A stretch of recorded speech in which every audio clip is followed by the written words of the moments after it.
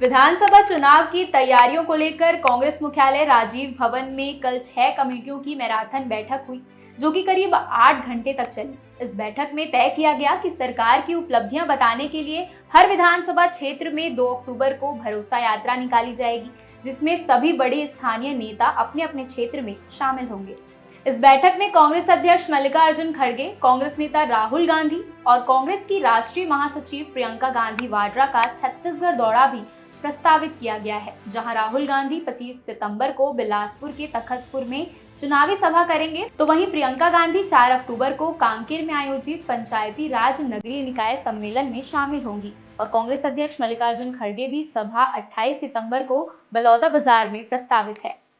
और आने वाले समय में 25 तारीख को बिलासपुर में राहुल गांधी जी आएंगे, जिसमें जो 7.5 लाख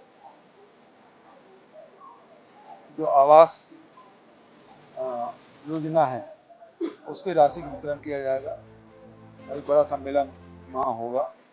28 तारीख को खड़गे साहब आएंगे बलौदाबाजार जिले में, जहाँ किसान न्याय योजना, गोधन न्याय योजना, भूमि श्रमिक न्याय योजना और बेरोजगारी भत्ता, इस सब का वितरण उस दिन किया जाएगा।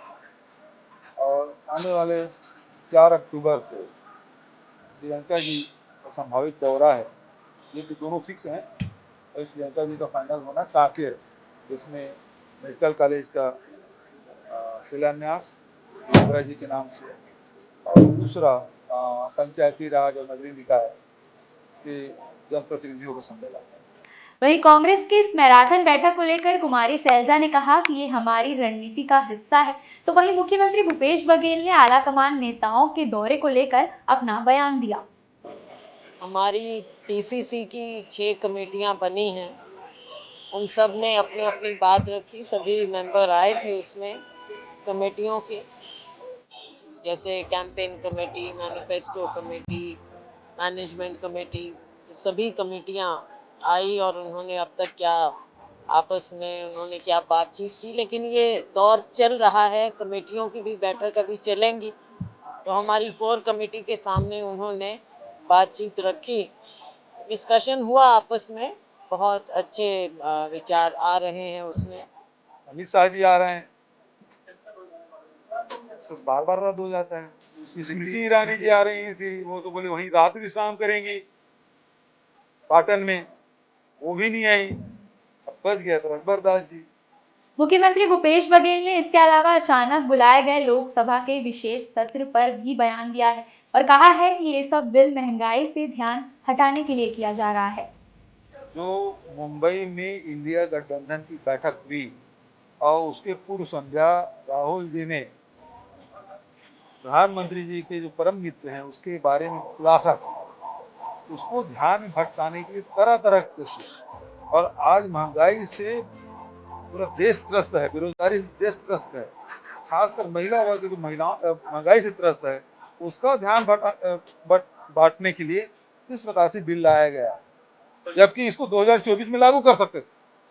जो 2010 में जो बिल पारित हुआ है, यदि उसी बिल को उठा के ये लोग लाते, उसको पारित कराते, तो 2024 में वो लोकसभा में इसको लागू कर सकते थे। लेकिन नीति लागू करने की नियत तो है ही नहीं, और इसलिए लोगों को ध्यान भटकाने, खासकर महिलाओं का ध्यान बांटने के लिए इस प्रकार से बिल लाया। अब इधर छत्तीसगढ़ भाजपा के प्रदेश प्रभारी ओम माथुर ने भी भाजपा कार्यालय कुशाभाऊ ठाकरे परिसर की चुनावी रणनीति पर चर्चा की। पार्टी सूत्रों की माने तो भाजपा की परिवर्तन यात्रा के समापन के बाद ही भाजपा की अगली सूची आएगी और अभी तक भाजपा ने 21 विधानसभा क्षेत्रों में अपने प्रत्याशियों का नाम घोषित कर दिया है। नेता प्रतिपक्ष नारायण चंदेल ने इस सब पर बयान देते हुए कहा है कि हमारा मंथन चल रहा है और बैठक से मोती निकले हैं। हमारी जो परिवर्तन यात्रा चल रही है, दोनों परिवर्तन यात्रा, एक तो अभी तक के कार्यक्रमों की पूरी विस्तार से समीक्षा की गई। अभी ये यात्रा 27-28 तारीख तक चलनी है। उसके आगे कई कार्य योजना पर भी विस्तार से बातचीत हुई, उसकी प्लानिंग हुई। परिवर्तन यात्रा के समापन पर माननीय प्रधानमंत्री जी के आने की संभावना है,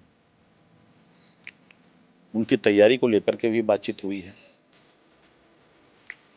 प्रमुख स्थानों पर यात्रा में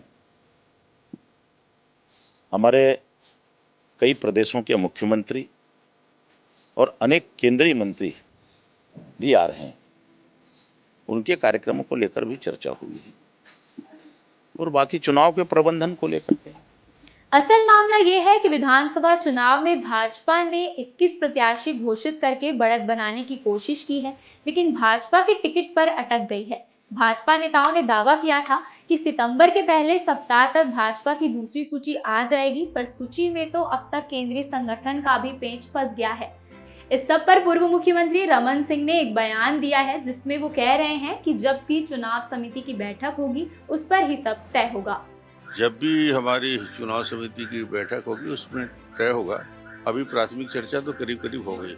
अब जाहिर सी बात है कि दोनों पार्टियां अपने अपने तरीके से चुनाव को अपनी ओर पलटने की कोशिश करेंगी, पर आखिर में तो सब जनता के ही साथ हैं और ये देखना दिलचस्प भी होगा कि ये पार्टियां इतनी मशक्कत के बाद क्या रंग लाती हैं।